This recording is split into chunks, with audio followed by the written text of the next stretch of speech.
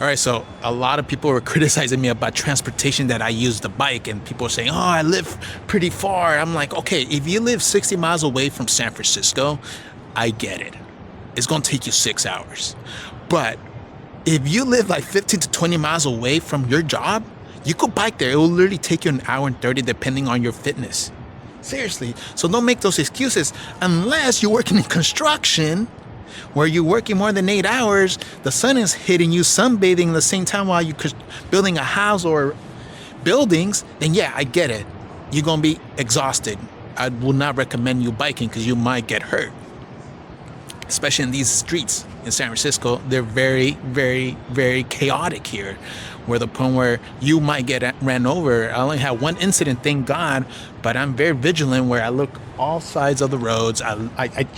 I scope out cars, see if they're crazy people driving, because if you guys know, road rage is real here, man. A lot of people die from it, and I don't want to be one of those. But do not make that excuse. If you work in office or restaurant or any type of work that doesn't involve building houses or whatever, like that takes a lot of physical strength, then yeah, obviously. But if you're sitting down most of the time, come on, guys. Don't be lazy. Don't be lazy. All right, so right now I just exit the Tenderloin. It's one of the worst neighborhoods that you could visit here in San Francisco. I mean, unless you're a dark tourist, yeah, maybe it's very attractive. I mean, there are some good restaurants over there, but just be careful because if you're not a native, they will steal your phone. They will take your camera. So I was very vigilant. I was looking back and forth, but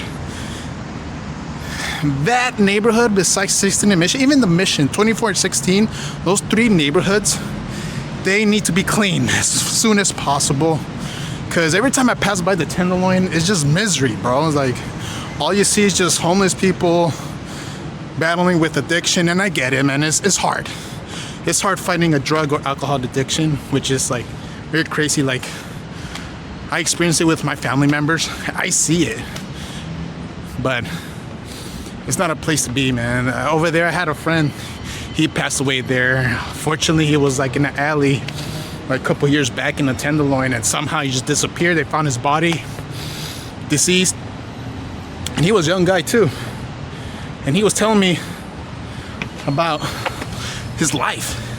His life was very hard because he moved out from his parents. He had a bad relationship with them, so he lived in the streets. And because he was a skater, he found a group of skaters that actually treat him like family, like a brother. He moved in with them, and from there, he was just trying to survive and skate, pretty much. Have a great time. And he was actually a chill dude. He wasn't those type of skaters that are rowdy, but it shows you how addiction could get you. And every time I pass by there, I just think about that kind of stuff, man, because I'm like, damn. Every city has its own hell, right? San Francisco is the Tenderloin and the Mission, pretty much, unfortunately, but it is what it is. Hopefully it changes soon. I'll show you guys a story about my dating life. So here it goes. I mostly dated like white chicks, black chicks, and occasionally Latinas. Latinas, I don't got the good luck charms. Even though I'm Latino, I don't know what it is. Maybe because I'm brown, or maybe I'm ugly. I don't know. Don't care. But I remember I was on Tinder swiping, and I met this white chick, and she was blonde. And everyone knows when you're Hispanic, dude. I don't know what it is when we're kids. Like, we want to bag a white chick that's blonde, and I was like, damn, I got one, right? I thought nothing was gonna happen, to be honest, man, just because it's Tinder. It's not the best place to meet people. But I got to know her, we were messaging, and I actually went for it and tell her, hey, let's set up a date. I said, hey, I want to take you out for drinks. She agreed. I pick her up in Mission, right? And I took her to North Beach, because there's a bunch of bars, restaurants. Because the plan was I wanted to take her for drinks, and if we vibe, I'll take her out to eat. That's what happened. We vibed with a point where I took her to an Italian restaurant in an Italian neighborhood in North Beach. That's very, not expensive. That's what I do, really. Go there, we start eating. She was eating a Caesar salad. I'm like, dude, girl, come on. Order more, please. I'm inviting you to eat.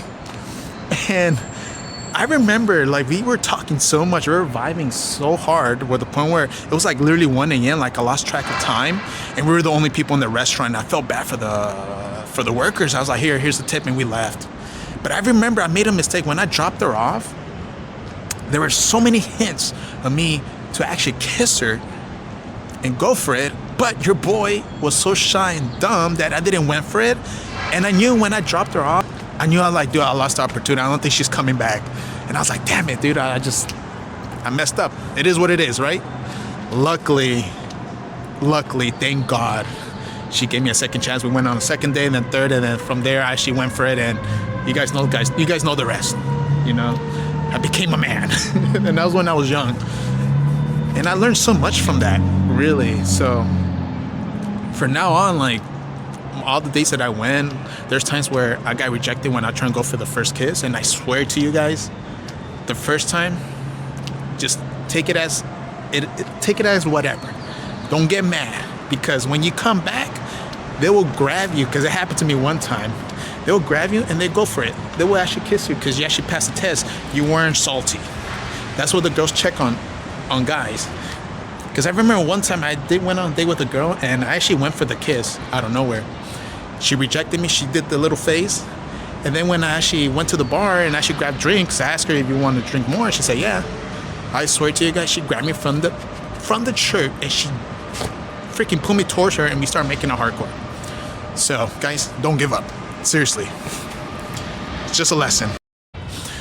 All right, so today Mexico is facing Belgium in a friendly. And I'm not gonna lie, Mexico did play well against Portugal. Yeah, obviously the Portugal team was this team B. There was no Ronaldo, there was no Bernardo Silva, there's nobody. But I was gonna tell you this, Mexico did its best, and they actually played pretty well. And I was actually pretty surprised, because right now we're a whole team injured. So it's gonna be kind of tough. But I feel like they're gonna perform well with Belgium today. Hopefully, that's the theory. I got hope from my national team. But I will end this video. Thank you so much, guys, for actually watching this. Hopefully you guys like this, and if you do, hit that like button and subscribe, and even comment below, man. I love to talk to you guys. I'm very talkative guy, man. Seriously. But seriously, thank you, and see you guys on the next one.